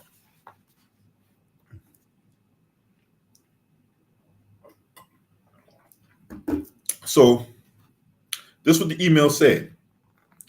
"Chief, after reviewing the letter, I don't see any way will be willing to accept that there are some major issues like central station and fan shutdowns will be an automatic violation order. Aside from that, he gave us a list with over 60 defects, and some of them list 5 to 10 problems in each one. Now, the FAIU would not go beyond 20 defects without issuing a violation order. In my opinion, this document does not take any liability that we would be comfortable with. I believe it actually tells us this building is not safe to occupy. Feel free to reach out to discuss further." On the morning of September 10th, Adams messaged the FDNY commissioner stating that the Turkish official understood that FDNY was going to inspect the Turkish house the previous day. They really need someone by the day if possible. If it's possible, please let me know and I will manage their expectations. The commissioner wrote back that there seemed to be a difference of opinion between the inspector and the private alarm engineer responsible for the building, but the commissioner was trying to iron it out. Shortly after noon, on September 10, 21, Adams messaged the FDNY commissioner. They said the higher ups at FDNY did not give the inspector authorization to come. The inspector indicated he needs authority to come today. The commissioner responded, "We're working on that as we speak." At approximately 2:06 p.m., Adams messaged the staffer that Adams had again spoken with the commissioner and again told him that he is on the phone as we are trying to resolve this. Also on the afternoon of September 10, 21, the FDNY chief of department summoned the fire prevention chief to a meeting. The chief of department was the FDNY's direct subordinate and the fire prevention chief supervisor. The chief of department informed the fire prevention chief in substance that the FDNY did not assist the Turkish consulate in obtaining a TCO. Both the chief of department and the fire prevention chief would lose their jobs. The fire prevention chief then drafted a conditional letter of no objection for the Turkish house. The fire prevention chief had never before written a conditional letter of no objection, which was not standard FDNY procedure. Instead, the fire prevention chief wrote this letter, in which he later described as unprecedented to the form The DOB, the FDNY did not object to issuing the TCO, provided that the private engineers affirmed that the fire alarm system functioned properly and assuming that the Department of Buildings had inspected, tested, and approved the installed water-based fire suppression system. 217 on September 10th, the commissioner wrote Adams, letter being drafted now. Everything should be good to go by Monday morning. 4 minutes later, Adams messaged the Turkish official from the commissioner, letter being drafted now. Everything should be good to go Monday morning. The official responded, "You're great, Eric. We're so happy to hear that. You're a true friend of Turkey." Adams responded, "Yes, even more, a true friend of yours. You're my brother. I'm here to help." At 2:30, the Turkish official confirmed, "You're such a friend." At 2:31, the fire prevention chief sent the conditional letter of no objection to the private alarm engineer. What's up, Tyler Brown? After Adams, the defendant pressured the FDNY to permit a TCO to be issued for the Turkish house. Turkish official continued to fulfill his end of the bargain by providing additional luxury travel benefits to Adams. These benefits Adams accepted were more than $14,000. September 14, 21, on Nas' birthday, 4 days after Adams caused the FDNY to acquiesce to the TCO, Adams messaged the staffer, directed her to secure tickets to Pakistan for a trip from November 30th to December 8th. The staffer relayed the request to the airline manager, stating he'll pay the economy class price, but asking, "Can we upgrade later?" To which the manager said, "Of course." September 21st, 21. Turkish official messaged the Adams staffer seeking a meeting at a particular time between Adams and the deputy minister. The official wrote, "This is important. The deputy minister is the person who makes all the arrangements with one phone call in Turkey, flight, yacht tours, hotels, rental cars." The meeting did not occur because Adams was scheduled to meet with the former president of the United States at the time requested for the meeting with the deputy minister. After the airline manager and the Adams staffer further discussed the price and timing of Adams' tickets, on September 8, 21, Adams purchased 2 round-trip economy class tickets on the Turkish airline from New York to Pakistan, arriving in Lahore and departing from Islamabad for a price of $1,436. On November 17, 21, the Adams staffer messaged Adams to confirm that he still intended to travel and that he should therefore have his tickets upgraded to business class. Adams responded, "Okay to do so." On November 18th, 21, the staffer messaged the airline manager requesting an upgrade. Turkish airline requested Adams. They acquiesced to his upgrade request at no cost to Adams. November 5th, on November 25th, 21, 4 days before he was scheduled to depart for Pakistan, he asked his destination be changed to Ghana. What you doing in Ghana? Anyway, the airline manager changed Adams and Adams' partners' tickets business class flights to Ghana at no cost to Adams. Had Adams paid full price for the business class tickets to Ghana, those tickets would have cost more than $14,000. November 26, 21, the Turkish official informed the staffer that we will take care of the layover in Istanbul, referring to a 9-hour layover in Istanbul during Adams' scheduled flight from New York to Ghana. The official then offered various arrangements for Adams, including an escort to meet Adams and the partner at the gate at the Istanbul airport, pick up at the Istanbul airport by luxury vehicle, later specified as a BMW 7 Series, with the driver, dinner at a high-end restaurant where Adams would meet a Turkish government official, drinks at separate locations, a boat tour at the Bosphorus Strait, and a return to the airport in time for Adams' business class flight from Istanbul to Ghana. Adams selected the airport, escort, driver, and dinner, but declined the Bosphorus Strait cruise, explaining that he has done the boat tour a few times. And touting the benefits he provided, the Turkish official messaged the Adams staffer, "Don't let the manager and others confuse you. We are the state." On November 30, 21, the staffer relayed relayed to the official request by Adams that his excursion into Istanbul received no media attention, including social media. The official agreed that it would be confidential. Accordingly, the Turkish official confirmed that during Adams' dinner at the Istanbul restaurant, the Turkish official team did not let anyone take pictures. This was in stark contrast to the Ghana portion of Adams' trip, which Adams actively sought and obtained press coverage, and which Adams posted about it on his social media account. You big dummy. After Adams completed the layover, the Turkish official and the Adams exchanged text messages during and shortly after the travel to Ghana and Istanbul, described in the paragraphs. The defendant took additional actions for those who provided him travel benefits in exchange for those benefits. In December 21, Adams announced the members of his transition committees, which were established to advise the mayor-elect on his team on policies and appointments before he took office. Initially, there were no members of the Turkish community or any of the communities. On December 8th of 21, the staffer, the manager, and a link to Adams's transition committees and asked the manager, "Have you looked at the list?" To which the airline manager responded, "It would suit me well to be the lead or senior advisor." 2 days later, the airline manager sent a message reiterating, "Leave, please.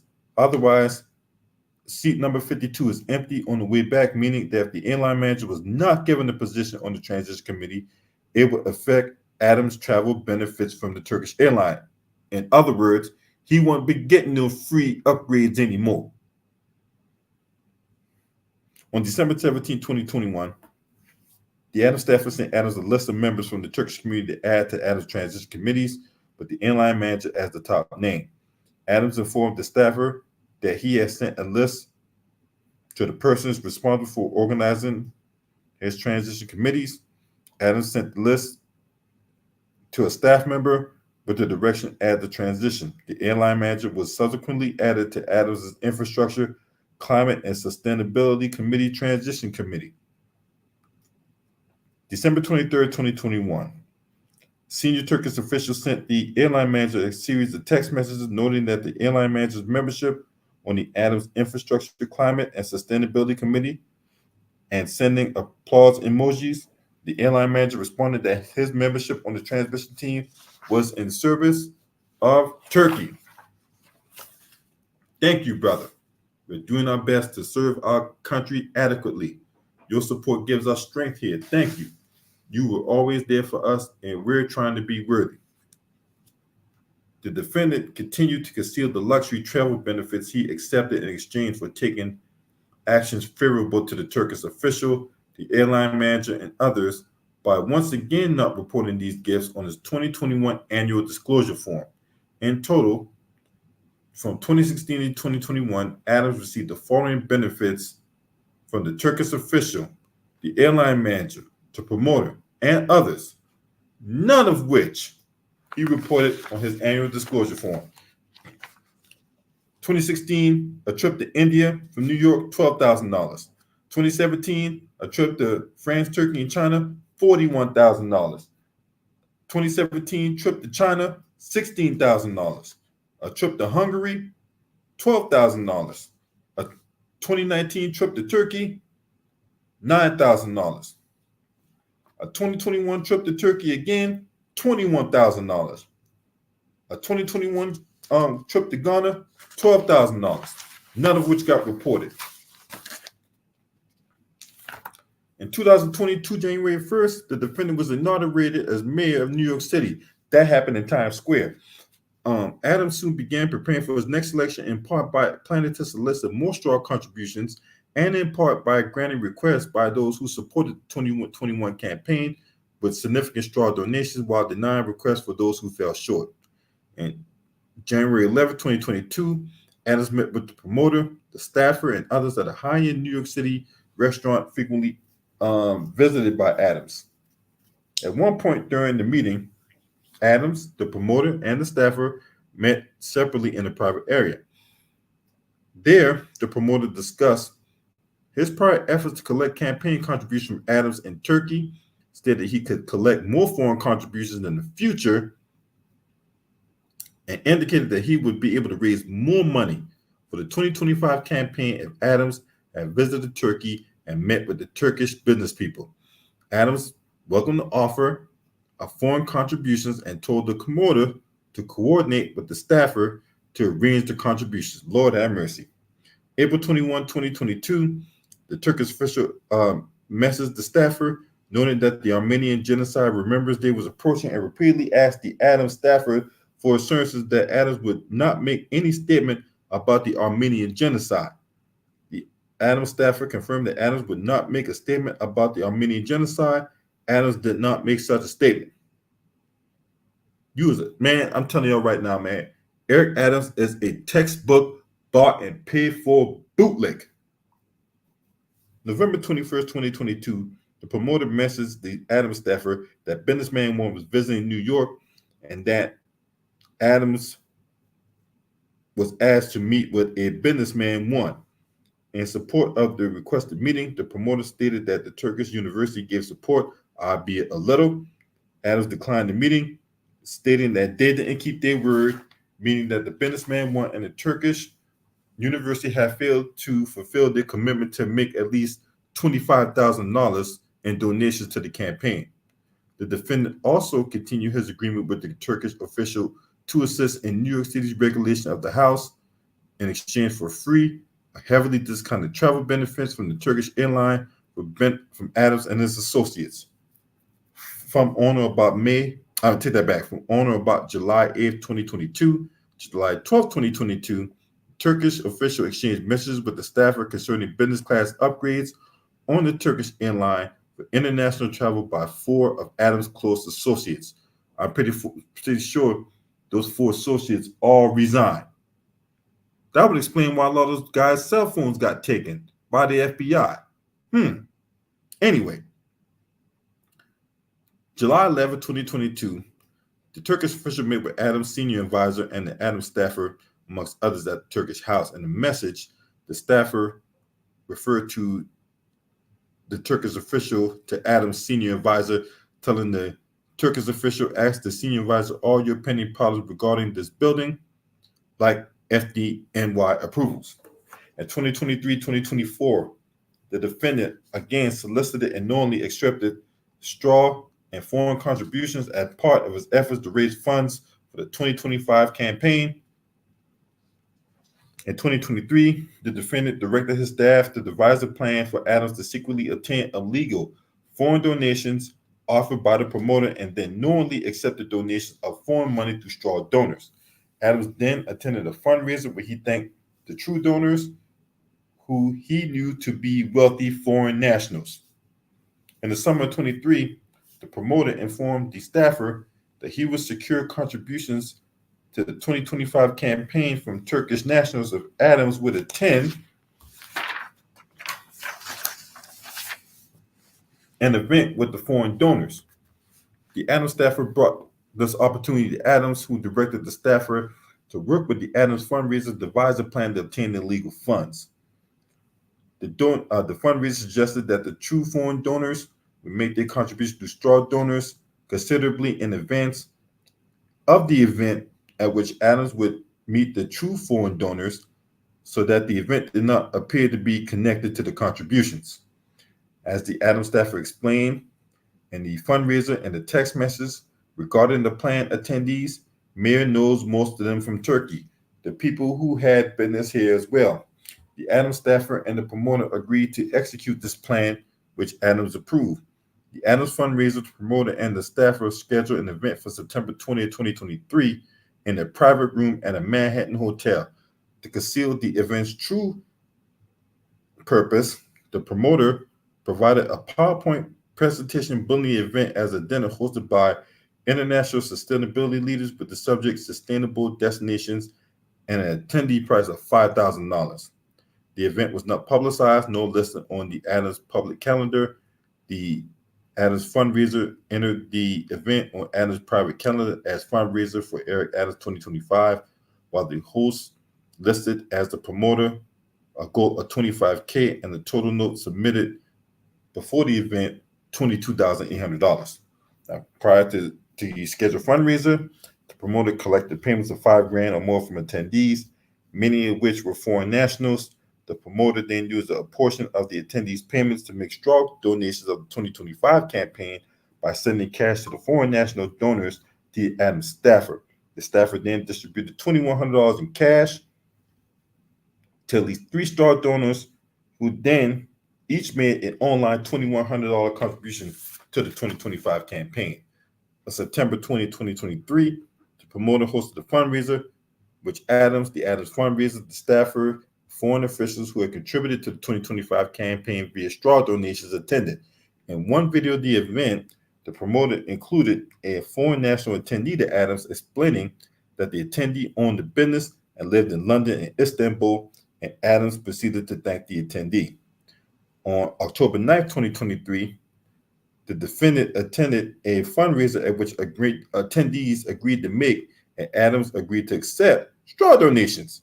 The fundraiser was organized by a Turkish American public relations representative and the publisher of a magazine targeted at Turkish Americans, both of whom were associates of the Turkish official, and hosted by the owner of a logistics company, Businessman 6, who is part of the Turkish American community in New York City. Lord have mercy.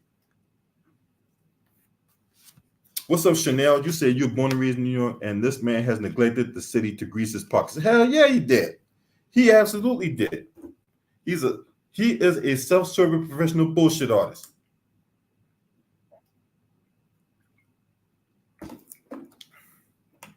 If y'all want to have an idea why I don't vote, it's because of stuff like this.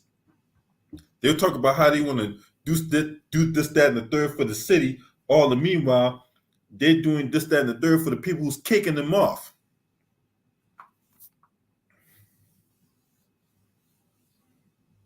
On October 9th, I take that back. From late August 2023 through September 2023, the staffer and the Adams fundraiser discussed the particulars of the fundraiser, including the creation of a unique fundraiser link for the event, which the fundraiser ultimately created.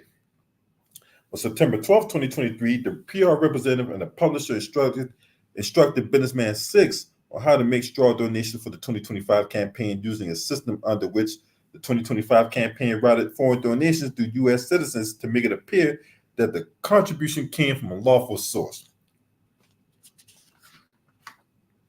Beginning at least as early as September 29, 2023, the staffer sent the fundraiser updates regarding how much money was being raised in connection with the fundraiser. On October 8th, the day before the event, the Adams staffer and the fundraiser exchanged following messages. Yes, they say, as agreed, we'll collect $25K. Okay, perfect.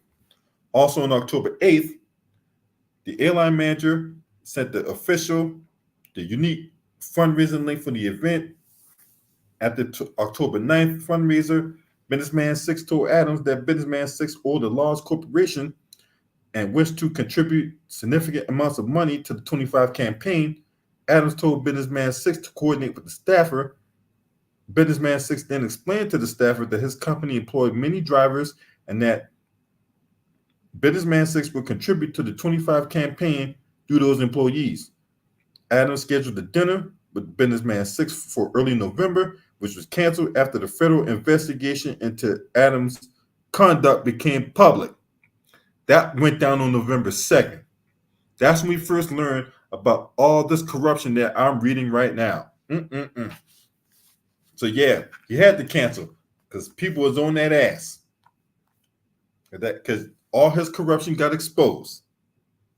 Now, throughout the commission of the conduct described in paragraphs 1 through 46 of this indictment, the defendant and his agents and co-conspirators sought to conceal their wrongful conduct from scrutiny by the public and law enforcement. And considering this guy was former law enforcement, as described, he repeatedly did not disclose the free and heavily discounted travel benefits he accepted from the Turkish official. The promoter and airline manager created a false paper trail to suggest he had paid for this travel when in fact he had not, assured that the staffer that he had a practice of deleting all of his messages with the staffer and then directed the staffer to ensure that his activities in Turkey in 2021 were shielded from public view. In addition, the purpose of conducting the straw donations discussed throughout this indictment was to allow Adams to benefit from illegal campaign contributions by concealing their true source. The defendant and his co-conspirators and agents continued their efforts to defeat scrutiny of their criminal conduct after the federal investigation into those crimes became known to them. As stated on November 2nd, the special agents of the FBI executed a search warrant among other locations, the residences of the fundraiser, Businessman 5, and the staffer. Each took actions to conceal the criminal conduct they committed with Adams. After learning that the FBI had arrived at their residence, but before answering their repeated knocks at the door, the Adams fundraiser called Adams 5 times, even though the agents had not yet given the Adams fundraiser any indication for the purpose of the visit. When the fundraiser then spoke with FBI agents, she agreed to discuss many subjects, but refused to say who had paid for her 2021 travel to Turkey. What's up, Hamza S? As the FBI agents departed the Adams fundraiser residences, Adams attempted to call the Adams fundraiser's phone on that morning that the FBI agents executed the search. This is when he flew to Washington, D.C. for a meeting, and then after learning that the FBI raided this woman's house, he redirected course and came back to New York City.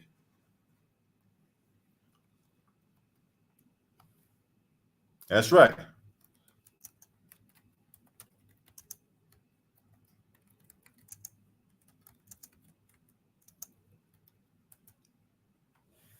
That's right.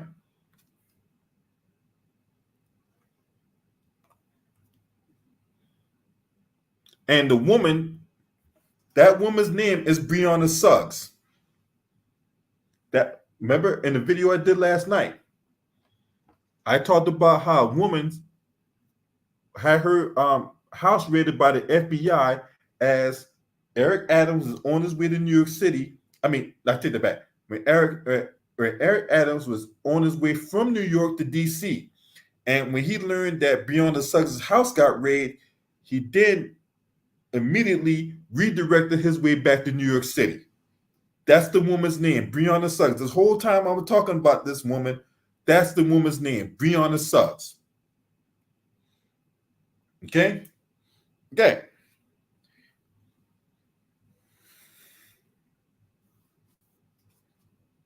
Now, Businessman 5 also agreed to speak with FBI agents and acknowledged that he and his employees had contributed to the 2021 campaign.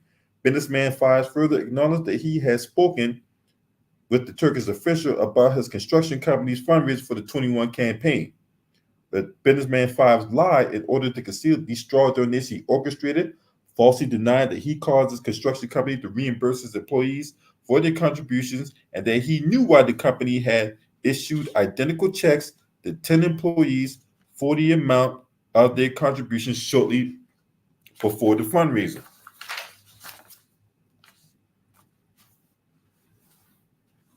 Speaking of which, Eric Adams, was you and Breonna Suggs carrying on a relationship we don't know about? I just asking a question.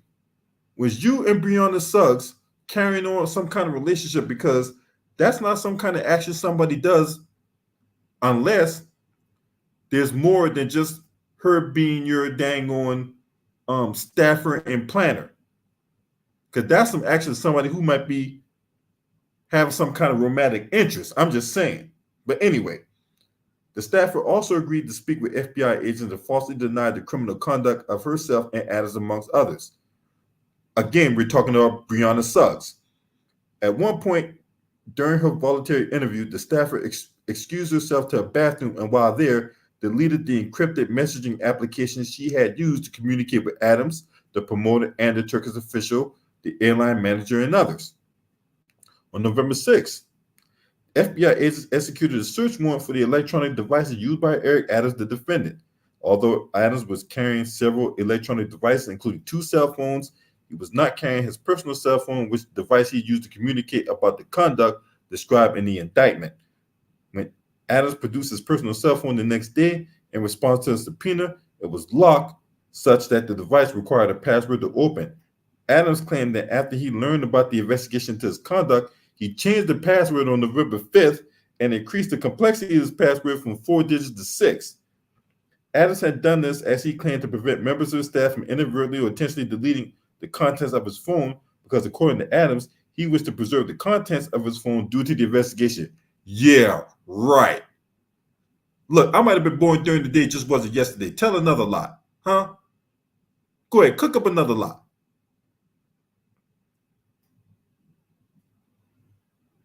But Adams, as further claimed, he had forgotten his password that he had just set and was unable to provide the FBI with a password that unlocked the phone. Yeah, because after so many times of putting in a bad password, all the items in that phone would get deleted. So, yeah, this played like, oh man, I just set this password. Oh man, I just totally forgot it. Oh man, after so many tries, the phone would and this is a security measure on the cell phone, on the smartphone. Those phones would erase any kind of information that's in there to protect the integrity of the data that's in it. So after so many tries, so many failed password, the security feature get enabled, and this is to prevent theft of credit card information and such. So all that information on the phone gets deleted. He knew what the hell he was doing. We're not stupid, man. Anyway, as the investigation into the criminal conduct of Adams, the defendant, continued on, so did the efforts to frustrate that investigation. This is where obstruction of justice came in, because you're not supposed to interfere with no investigation like that, right? You're not supposed to be doing that. So,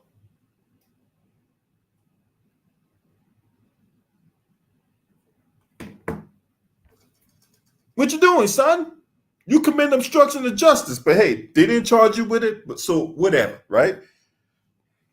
On June 13th of this year, FBI agents interviewed Businessman 4 and the 4 employees of his company, through which Businessman 4 had made straw donations to the 2021 campaign, most of whom denied making straw contributions. Businessman 4 then contacted Adams' employee 1, who, as discussed above, had asked Businessman 4 to make the straw donations to the 21 campaign. Later that day, Adams' employee 1 visits Businessman 4 and his company's offices. Adams' employee 1 stated he just met with Adams at City Hall. Adams' employee 1 just proceeded to discuss with Businessman 4 what happened with the FBI and encouraged Businessman 4 to lie to federal investigators. Adams' employee 1 then asked to address Businessman 4's 4 employees who made the straw donation to the 21 campaign and encouraged them to lie to federal investigators as well.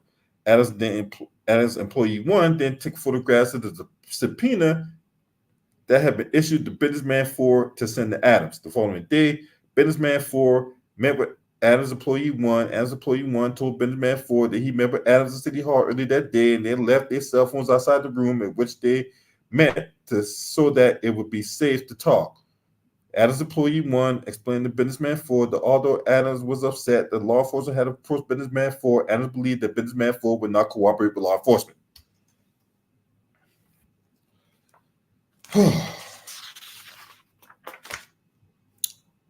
Charges: conspiracy to commit wire fraud, federal program bribery, to receive campaign donations by foreign nationals. The grand jury charges the allegations contained in paragraphs 1 through 49 of this indictment are repeated and re-alleged as set forth.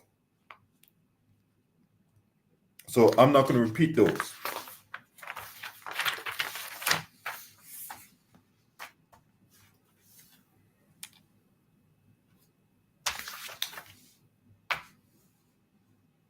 And further of the conspiracy to the effect of the illegal objects thereof, following overt acts, amongst others, were committed by Eric Adams, the defendant in the Southern District of New York and elsewhere. I talked about all the trips he went on and then he got, right? That is the charge of conspiracy to the illegal effects of objects thereof. Wire fraud.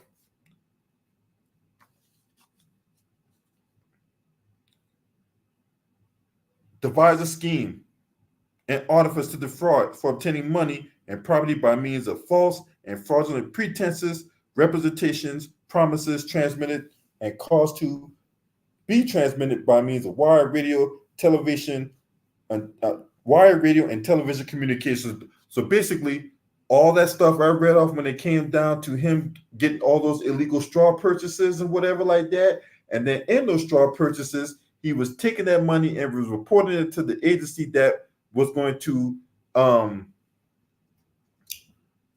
add to it, right? And it was for the residents out there, not necessarily for the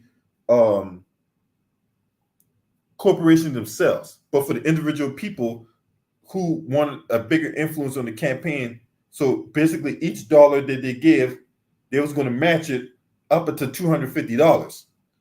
So that's where he committed the wire fraud. Solicitation of contribution by foreign nationals, right? I talked about all the Turkish people and all the other people he interacted with. Solicitation of contribution by foreign national. Bribery. Forfeiture allegations as a result of committing one of the more offenses alleged in counts 1, 2, and 5 in the indictment. The defendant shall forfeit to the United States pursuant to Title 18 U.S.C. 981, A1C, and Title 28 U.S.C. Code 2461C, any and all property, real and personal, that constitutes or is derived from proceeds traceable to the commission of said offenses, including but not limited to a sum of money in United States currency represent the amount of proceeds traceable to the commission of said offenses. And we're talking about over to the $10 million. $10 million. The U.S. Attorney Damian Williams is the one that signed this indictment. Look, what is their most? How are you gonna fight this? I'm just trying to figure out, Eric Adams. How in the devil is you gonna fight this? How? This is a 57-page indictment detailing in chronological order all your corruption, all your illegal activity, all the things you've done to try to circumvent and keep people from exposing your criminal activity, right? You is bought, and you is the walking definition of being bought and paid for. Now look, before any of you Trump supporters come here acting like y'all holding them down and all that, right? Just know that your man ain't clean himself. The only difference is Eric Adams thought he could be dancing in the same level playing field of these white supremacists and nothing was going to happen to him. Because see, all these bootlegs do that, right? All them bootlegs do that. They think that just because they're on the same playing field, these white supremacists and all that, they think they could sit at the table, eat with them, drink with them, fellowship with them, associate with them, that they would be shielded from accountability, that they would be immune to prosecution.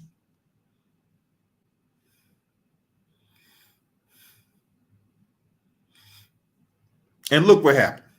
Huh? Same thing with Diddy. Diddy, just because he thought he had all that money, he thought he had all that prestige, he thought he had all that fame and status or whatever like that, he thought he could be in the same level playing field as these white supremacists, and they had to tell him that, no, you're not. You're just a ninja with a whole lot of money, but you don't have the same kind of protections we have.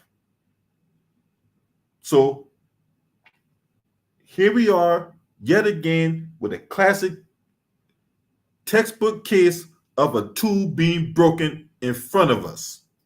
What's up, Big Wash?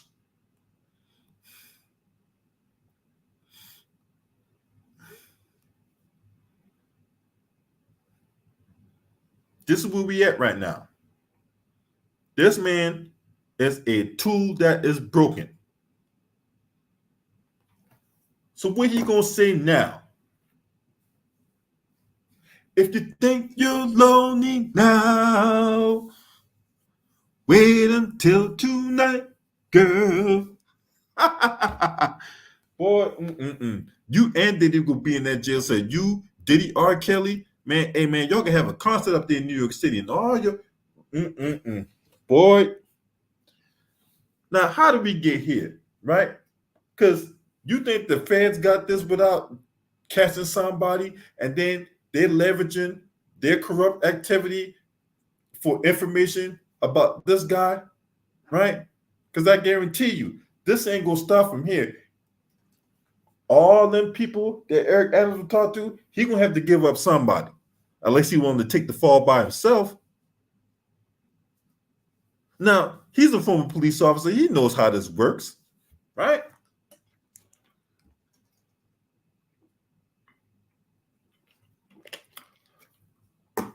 He know how this works. He was a former police officer, right? So you gonna step down? When you gonna step down? You gonna step down today? You gonna step down tomorrow? When you gonna step down? That's what we want to know.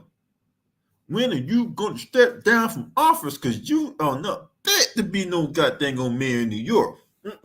No.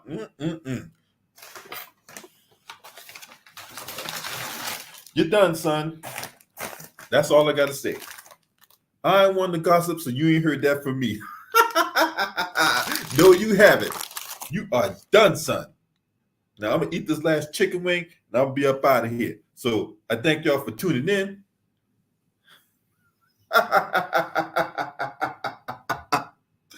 Oh my Lord. Eric Adams, you boy, did you, if ever anybody got their butt in the crack.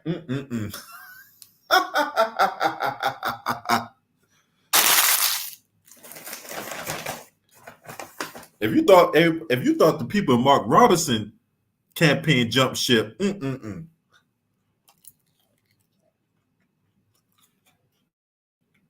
now you're starting to see why all these people resigning from office out there in New York City.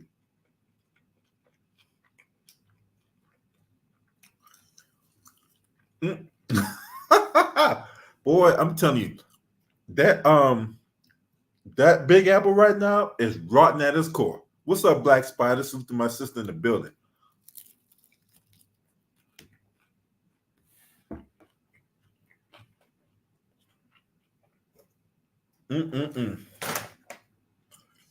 What did you do, Eric Adams? And how you gonna lie your way out this one? I'm just curious. Right? Because you politicians good for lying. You, boy, I'm telling you, politicians good for serving us that bullshit. So how you gonna get out this one, huh? They got all the hotel rooms you stayed at. They got all the itineraries you booked on. You stayed in plush hotels, having all kinds of entertainment, eating at high-end restaurants.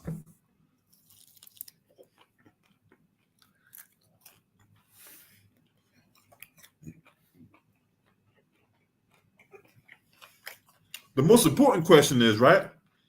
Because for those of you who don't know, the person who can remove him from office is New York Governor Kathy Hochul, right? That's the person who can remove Eric Adams from office. So, hey, Officer Adams, mushmouth, you chocolate milk the head having individual.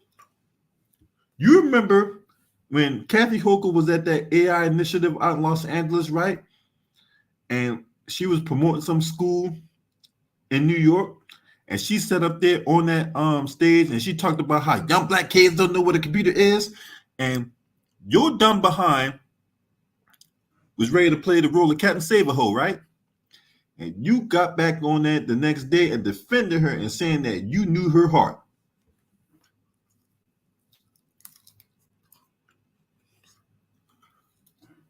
You said you knew her heart.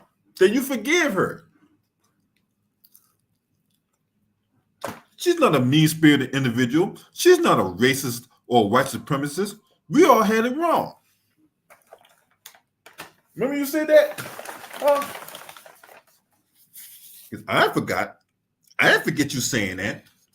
Right? Talk about how young black kids don't know what a computer is, right? All the meanwhile, You see 3 on the iPad learning how to do trigonometry on that bitch. Anyway, remember you said that, Eric Adams? So it begs the question, now that you got your butt in the crap because you didn't want to play ball with the migrant crisis and you called out Biden and Kamala Harris on this whole migrant situation, right? Because really, that's when the Feds started kicking down your door. The Feds kicked down the Feds kicked down Officer Eric Adams' door when he refused to play ball in regards to the migrant crisis, right? He called out Biden and Harris. Now all of a sudden, there's all these investigations. You got all the phones being seized from you and stuff like that. So is Kathy Hochul is gonna, since you know her heart so much, is she gonna come save you now, huh? Is she gonna come save you now? Because you knew her heart, and you know she's not a mean-spirited person. She's not a white supremacist like we portray her out to be. We had it all wrong on social media. So is she gonna come save you now? Or is she gonna leave you out there to hang? Right? Because you knew her heart. Huh? Remember you talked all that trash about Kyrie Irving, right? And you made Kyrie Irving out to be public enemy number one when it comes to taking the jab or the elixir or the potion or that black magic, right? You remember that shit? I forget how you basically lambasted Kyrie Irving for refusing to take that thing. Kyrie Irving wanted more information on how to take the shot. And you refused to let him take the shot on a basketball court. Make that make sense. Then, when Diddy got himself caught up in the situation, after giving him the keys to the city last year, you then played the role of an Indian giver and took the keys back from him. Now look at you. You sitting there talking about people being corrupt. All the meanwhile, you the biggest corrupt one walking around here. But what's a politician without being a hypocrite, right? Anyway, you guys let me know what y'all think. If you're not subscribed to this channel, make sure you hit the subscribe button, hit the like button, and share these videos on your social media platforms. Shouts out to the LDBC. This your man. Scream at me. Ho!